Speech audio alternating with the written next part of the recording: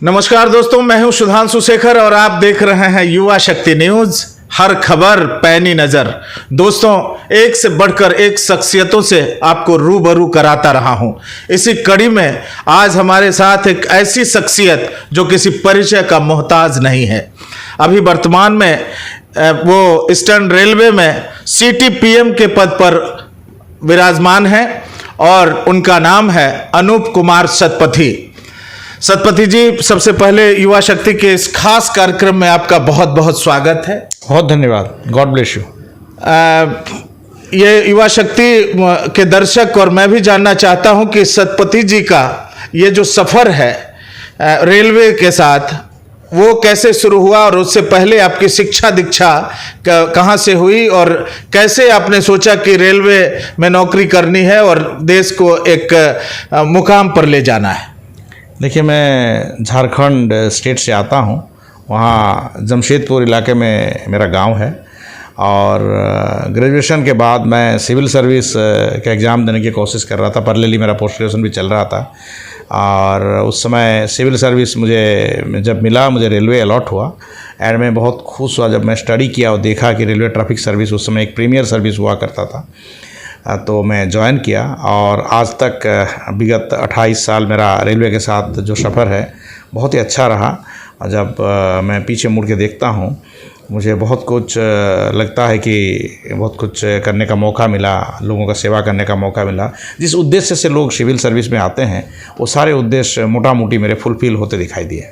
बिल्कुल, आपने कहा कि बहुत अच्छा सफ़र रहा, लेकिन हम कई क्वेश्चंस आपसे करेंगे क्योंकि आपने सफ़र की बात करी है और भारतीय रेल दुनिया का सबसे दूसरा बड़ा रेल है।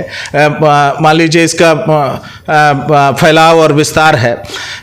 अपने सफ़र की बात करी तो कहा जाता है कि जो सफ़र प्यार से कट जाए वो प्यारा है सफ़र।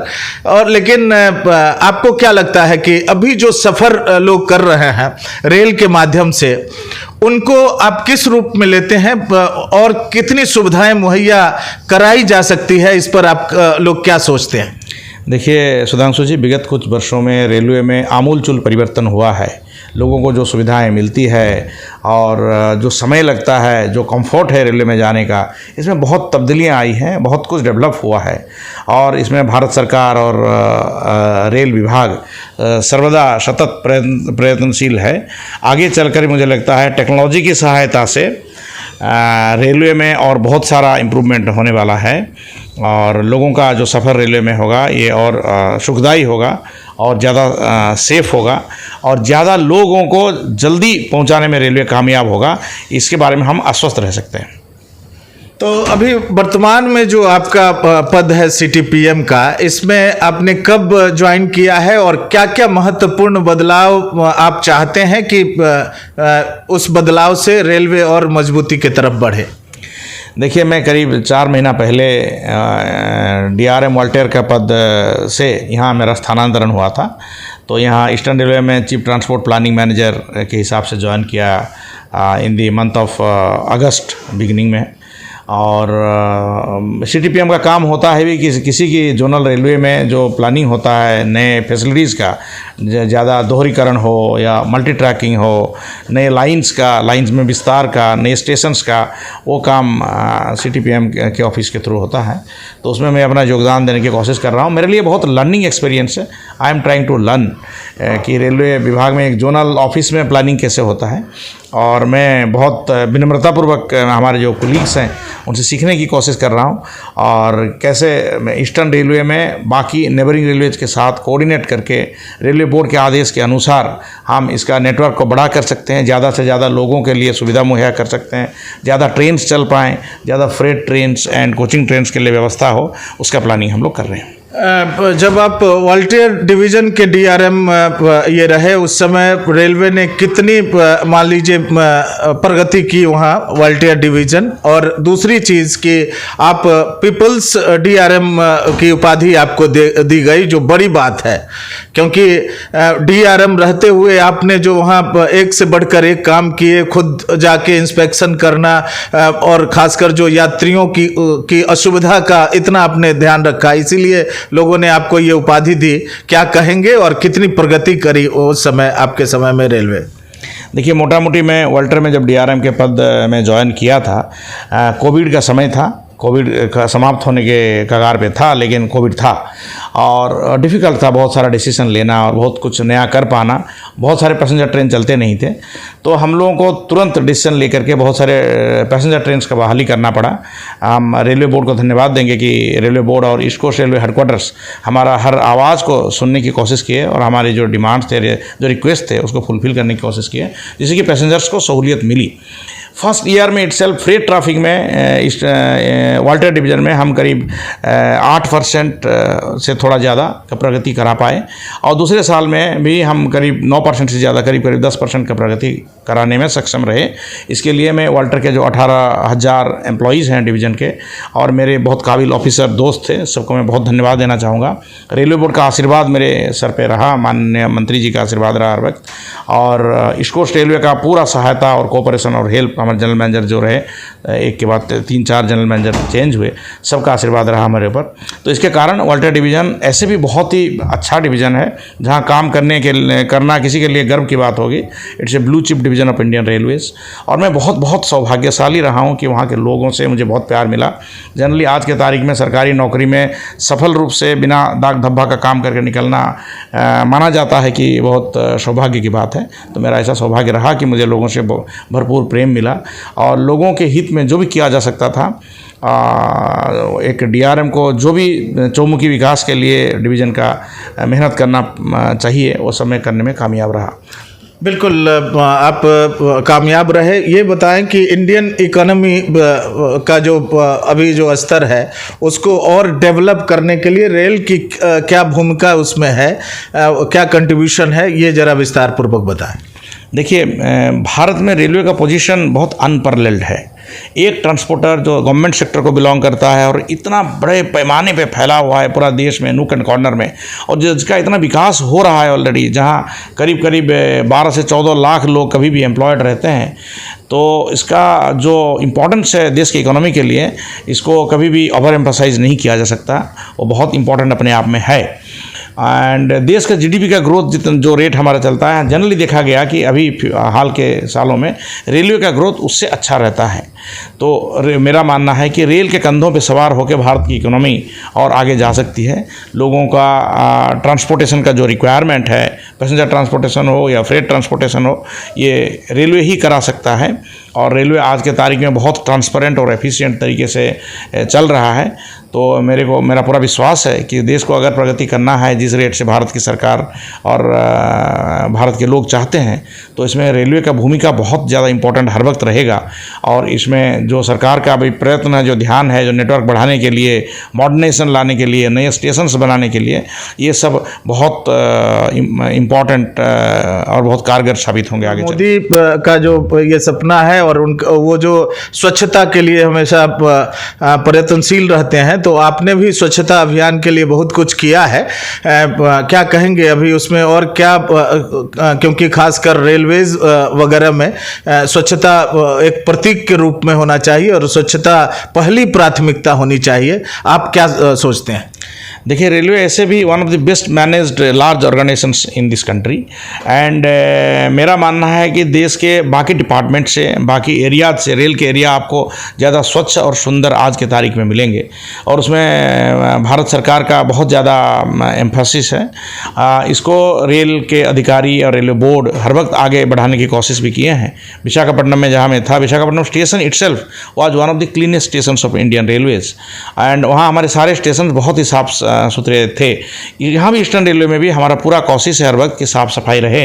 इसमें जो विभाग कार्यरत हैं, जो विभाग कंसर्न है, वो सतत प्रयत्न करते रहते हैं कि यहाँ स्वच्छता रहे। और मेरा मानना है कि रेलवे चूँकि इतना बड़ा ऑर्गेनाइजेशन है, ये प्रायोरिटी रेगुलर है। ये डिमांड सप्लाई का इशू है। तो 2-3 चीज़ें हैं। रेलवे में कुछ डिमांड सीजनल डिमांड्स होते हैं और उसके लिए railway divisions, railway zonal offices and railway board समय समय पर एक्स्ट्रा ट्रेन चलाते हैं। और लेकिन ये देखा गया है कि लोगों का जो रिक्वायरमेंट रहता है, जितना सीट जितना वर्थ की रिक्वायरमेंट रहती है लोगों की, उतना ट्रेन कभी कभी चला पाना संभव भी नहीं हो पाता है और कभी सडन डिमांड्स भी आते हैं। तो ये समस्या है और इसके लिए मेरा मानना है कि हम सबको, हर रेलवे ऑफिसर को, हर डिवीज़न को और जोनल ऑफिस को ये कोशिश करना पड़ेगा कि कैसे ज़्यादा से ज़्यादा ट्रेन अपना फ्रेट ट्रैफिक को ख़राब नहीं करके हम चला पाएँ, ऑप्टिमम यूटिलाइजेशन ऑफ हमारा जो पाथ अवेलेबल है वो हो सके। और मेरा मानना है कि रेलवे बोर्ड इसमें हर वक्त हमको गाइड करते रहते हैं। और लेकिन ये अगेन ये एक बहुत कंटिन्यूअस प्रोसेस होना पड़ेगा और जैसे जैसे रेलवे का नेटवर्क बढ़ेगी तब जाके इस समस्या का समाधान होगा। आज के तारीख में जितना ट्रेन चलाना संभव है, जितना वर्थ प्रोवाइड करना संभव है, उससे ज़्यादा शायद डिमांड है, तो इसलिए ये प्रॉब्लम दिखाई देता है। लेकिन फ्यूचर में चल के जैसे कि हमारा नेटवर्क का विस्तार हो रहा है, मुझे लगता है और ज़्यादा ट्रेन चलेंगे तो ये डिमांड सप्लाई का इशू कुछ हद तक मिटिगेट हो पाएगा। अनूप जी, रेलवे बुलेट ट्रेन चलाने की बात ही नहीं कर रहा है। बुलेट ट्रेन चलाने की पूरी कवायद तकरीबन पूरी की जा रही है। ऐसे में टेक्नोलॉजी लाया जा रहा है, लोगों को भी सेंसिटाइज किया जा रहा है, सेफ्टी सेमिनार्स किए जाते हैं, दंड दिए जाते हैं जो लोगों के द्वारा नेग्लिजेंस कभी होती है। तो मेरा मानना है कि आगे चल के ये सब और इंटेंसिफाई होगा और भारतीय रेल जो कि एक बहुत ही सेफ सिस्टम है, आगे चलकर safest mode of transportation in the world रहने में कामयाब रहेगा। आपने ये वॉलंटियर डिवीजन के डीआरएम रहते हुए या जब भी आपको मौका मिलता है तो आप खेल को भी बहुत प्रोत्साहित करते हैं, युवाओं को जो सामने आना चाहते हैं, या मान लीजिए जो बच्चे जो रेलवे में अपना कैरियर देख रहे हैं, उन लोगों के लिए क्या कहेंगे आप? देखिए, किसी भी लार्ज ऑर्गेनाइजेशन में लोगों को मोटिवेटेड रखना बहुत ज़रूरी है और फिट रहना भी रेलवे के जैसे ऑर्गेनाइजेशन में हमारे एम्प्लॉयज़ के लिए, उनके परिवार वालों के लिए फिट रहना बहुत बहुत आवश्यक है। मेरा सौभाग्य रहा कि विशाखापट्टनम में वाल्टर डिवीज़न में स्पोर्ट्स फैसिलिटी बहुत ही डेवलप्ड थे। मुझे लगता नहीं कि भारतवर्ष में किसी और ऑर्गेनाइजेशन में या किसी और रेलवे डिवीज़न में इतने ज़्यादा स्पोर्ट्स फैसिलिटीज़ हैं। तो मेरा काम था जो फैसिलिटीज़ ऑलरेडी हमारे पास था उसको और थोड़ा बेहतर बनाना और ज़्यादा से ज़्यादा लोग, एम्प्लॉयज़, उनके परिवार वाले कैसे पार्टिसिपेट करें, उनमें उनको थोड़ा प्रोत्साहन देना। मेरा मानना है कि मैं उसमें थोड़ा बहुत कामयाब रहा हूँ। मेरा रहना पड़ेगा, कंटिन्यूअस रहना पड़ेगा, ये वन टाइम काम नहीं है और इसमें देश के लोगों का बहुत बड़ा भागीदारी रहना जरूरी है। जिस देश के लोग खुद स्वच्छता को समझते हैं वहाँ रेलवे से ऑर्गेनाइजेशन को स्वच्छ रखना संभव है। अगर पीपल्स पार्टिसिपेशन कम होगा तो फिर स्वच्छ रखना उस स्टैंडर्ड तक संभव नहीं होगा। मेरा मानना है कि एक अंडरस्टैंडिंग आया है, लोगों में एक रियलाइजेशन आया है कि रेल को भी साफ़ सुथरा रखना है और उसमें फ्रॉम टाइम टू टाइम बहुत मूवमेंट चलते रहते हैं, बहुत प्रयास चलता रहता है रेलवे के द्वारा, अधिकारियों के द्वारा एंड रेलवे बोर्ड से भी। और मैं मानता हूं कि आगे चल के चीज़ें और अच्छी होंगी और बेहतर और साफ़ सुथरा रेलवे आपको मिलेगा। अनूप जी, ये इसमें कोई दो राय नहीं कि आपने बताया भी कि रेलवे बहुत प्रगति कर रही है और कई ट्रेनों का परिचालन भी हो रहा है, लेकिन क्या लगता है कि अभी जो परिस्थितियां जो बनी है, जो हम लोग इसमें सफ़र करने वालों की जो दुर्दशा देखते हैं, खासकर जो स्लीपर क्लासेस या जनरल क्लासेस में, तो क्या लगता है कि और भी कुछ किया जाना तत्काल स्तर पर जरूरी है? देखिए, ये जो अभी भी दुर्घटनाएं, ये मैं नहीं कह रहा कि दुर्घटनाएं बिल्कुल जीरो पे चली जाएंगी, लेकिन दुर्घटनाएं जो हो रही है तो सेफ्टी एक बहुत बड़ा मेजर इशू है। क्या कहेंगे, क्या सोचते हैं इसके बारे में? इनफैक्ट हमारी सरकार की, भारत सरकार की अभी और मंत्री जी की, प्रधानमंत्री जी की सेफ्टी परमाउंट इंपॉर्टेंस है। ये रेल सेफ्टी में सबसे ज़्यादा एम्फेसिस दिया जाता है और मैं आपको बता दूं कि लोग क्या सोचते हैं पता नहीं, लेकिन भारतीय rail is one of the safest modes of transportation in this country even today. अब जितने जलता है यहाँ चलते हैं उसका परसेंटेज अगर देखेंगे तो उसमें कैजुअलिटी नगण्य है। किसी भी दिन भारत में रोड में चलते हुए लोगों की जिस संख्या में कैजुअलिटी होती है उसकी तुलना में रेल में जितनी संख्या में लोग चलते हैं परसेंटेज अगर देखेंगे तो कुछ नहीं है। बट उससे हमको सेंगुइन होकर, ओवर कॉन्फिडेंट होकर बैठना नहीं है।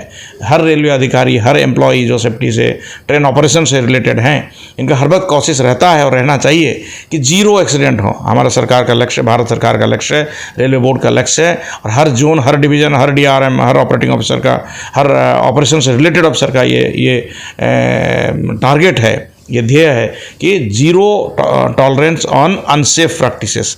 तो अनसेफ कुछ भी नहीं हो, किसी का नुकसान नहीं है, जान माल का नुकसान ना हो रेलवे में, इसका कोशिश चलता है और उसके लिए समय समय पे बहुत सारे डिसीजन लिए जाते हैं और मॉडर्नाइजेशन हो रहा है, नया टेक्नोलॉजी लाया। मेरा सौभाग्य है कि लोग स्पोर्ट्स को वहाँ बहुत लाइक करते हैं। Visakhapatnam is this we were successful in making Visakhapatnam the sports capital of Andhra Pradesh. मैं जब ज्वाइन किया था तभी बोला था कि यहाँ सब कुछ ऐसा है विशाखापट्टनम में जिसमें कि आंध्र प्रदेश राज्य का ये स्पोर्ट्स कैपिटल बन सकता है।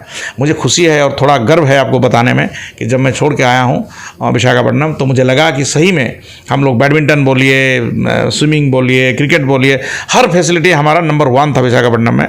और मुझे मेरा विश्वास है आगे चलकर ये ऐसा ही रहेगा। और रेलवे में भी हर डिविजनल हेडक्वार्टर, जोनल हेडक्वार्टर में जो भी फैसिलिटी है वहाँ बड़े संख्या में एम्प्लॉयज़ को, उनके परिवार वालों को पार्टिसिपेट करने का मौका मिलना चाहिए। आस पड़ोस में रह रहे शहरियों को भी पार्टिसिपेट करना चाहिए ताकि देश में स्पोर्ट्स के लिए एक माहौल बने और हम स्पोर्ट्स में भी विश्व में अपना नाम हर वक्त, रेलवे का बहुत बड़ा कंट्रीब्यूशन है और देश भी विश्व में वो कंट्रीब्यूट करे, ये मैं चाहता हूँ। Thank you. बिल्कुल, देश कंट्रीब्यूट करे। और एक बहुत ही निजी सवाल कि हर कामयाब व्यक्ति के पीछे कोई किसी न किसी औरत का हाथ होता है। मैं समझता हूँ कि आपके जीवन में कौन है वो और किस तरीके से, क्योंकि आप तो ऐसे अधिकारियों में से रहे हैं कि 24 घंटा अपने काम पर और कैसे वो बेहतर और बेहतर यात्रियों को सुविधा दी जाए ये इस पर आपकी नज़र रहती है। तो कैसे सामंजस्य ये बैठता है और वो कौन है? नहीं, मेरी वाइफ है Mrs Satpathy. She is a qualified landscape designer, gardening में बहुत इंटरेस्ट रखती हैं। हमारा जो सरकारी आवास था नागपुर में वो वहाँ बहुत विख्यात हुआ था उसका गार्डन के लिए। और मेरे अर्धांगिनी जो हैं वो नागपुर में ही बहुत फेमस थी गार्डन, फ्री में गार्डन्स में डेवलपमेंट में पार्टिसिपेट करने के लिए और काफ़ी कंसल्टेंसी भी करती थी। विशाखापट्टनम में भी जो डीआरएम का आवास था वो उसका गार्डन बहुत अच्छा है, one of the best in Visakhapatnam. और उनका बहुत कंट्रीब्यूशन है हमारे जीवन में ताकि हम इस पद में जहाँ भी रहे हैं सरकारी नौकरी में ज़्यादा से ज़्यादा कंट्रीब्यूट कर पाएँ। हम उनको धन्यवाद देते हैं। और मेरा मानना है परिवार पीसफुल रहे और परिवार में अगर हम सक्सेसफुल रहें तो ही हम अपना पब्लिक लाइफ में भी सक्सेसफुल हो सकते हैं। मेरा ये हर वक्त कोशिश रहेगा कि परिवार भी हम लोगों से दुखी ना रहे, लेकिन ये बोलना ठीक नहीं होगा कि हम पूरा समय दे पाते हैं। हम कभी कभी जस्टिस नहीं कर पाते हैं, थोड़ा अनदेखी हो जाता है, बट उनसे हमको कोऑपरेशन मिलने में कभी कमी नहीं हुई। बिल्कुल, ये सतपति जी हम जानना चाहेंगे कि चूंकि आप इतने काबिल अधिकारी हैं और एक महत्वपूर्ण पद पर हैं, तो आपका क्या विजन है? कैसे मान लीजिए रेल के विकास के लिए या और ये द्रुत गति से ये अगर नंबर 2 पर है तो दुनिया का नंबर 1 बन जाए, तो किन किन चीज़ों को आपके हिसाब से ध्यान में रखकर और बेहतर करने की कोशिश होनी चाहिए? हाँ, देखिए इसमें कोई भी जो एक्सपीरियंस रेलवे ऑफिसर्स हैं, आपको रेलवे मैनेजमेंट में किसी से भी आप बात करेंगे तो आपको ये सुनने को मिलेगा कि रेलवे में नेटवर्क बढ़ना चाहिए और रेलवे में मॉडर्नाइजेशन होना चाहिए। ये सारी बातें सही है। मेरा भी मानना है कि रेलवे नेटवर्क बहुत द्रुत गति से अभी बढ़ना चाहिए, मॉडर्नाइजेशन होना चाहिए, रेलवे में नया टेक्नोलॉजी लाना चाहिए। ये सारी चीज़ें हैं, नहीं तो संभव नहीं होगा जैसा डिमांड है उसको कैटर कर पाना और रेलवे का इंपॉर्टेंस को जारी रखना। लेकिन मैं एक चीज़ कहूँगा जो जनरली हम लोग कभी कभी इग्नोर कर जाते हैं।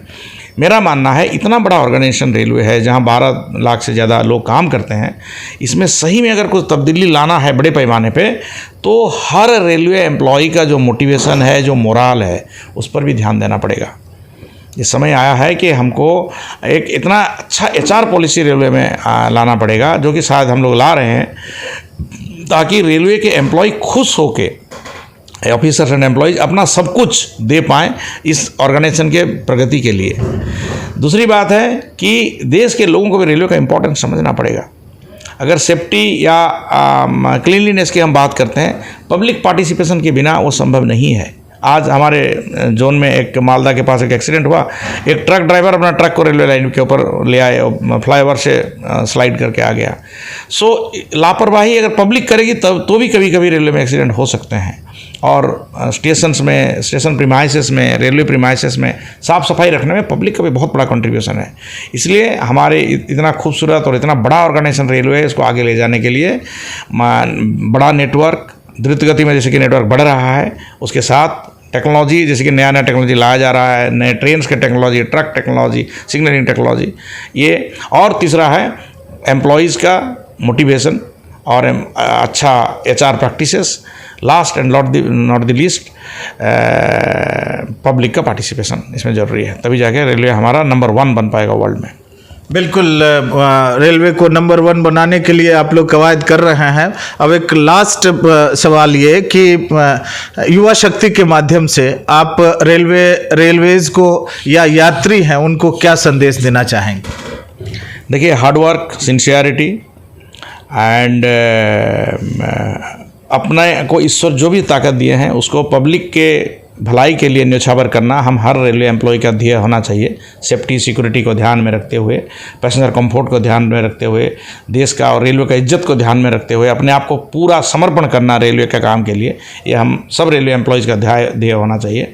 और पैसेंजर्स के लिए मैं कहूँगा, रेलवे एक बहुत खूबसूरत ऑर्गेनाइजेशन है, इसको और खूबसूरत और एफिशिएंट बनाने के लिए पैसेंजर्स और जो पैट्रॉन्स हैं, रेल यूजर्स हैं, भले वो मर्चेंट हो, बिजनेसमैन हो, जो भी रेलवे का व्यवहार करते हैं, जो पार्सल लेके जाते हैं, ये सबका जो शुभकामना है और सबकी भागीदारी है उसकी ज़रूरत होगी।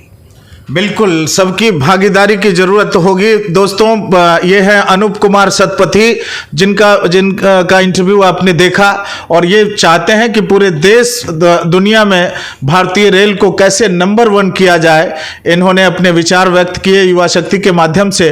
इनके विचारों का पूरा जो लब्बो लबाब है वो यही है भारतीय रेल के संदर्भ में कि चढ़े हिमालय के शिखरों पर फिर भी आगे चढ़ना है, हमें हिमालय के शिखरों पर नया हिमालय गढ़ना है। आज दीजिए इजाजत, दूसरे दिन किसी और शख्सियत से आपको रूबरू करवाएंगे। तब तक के लिए नमस्कार। अपने इलाके की खबरों को जानने के लिए युवा शक्ति चैनल को सब्सक्राइब करें।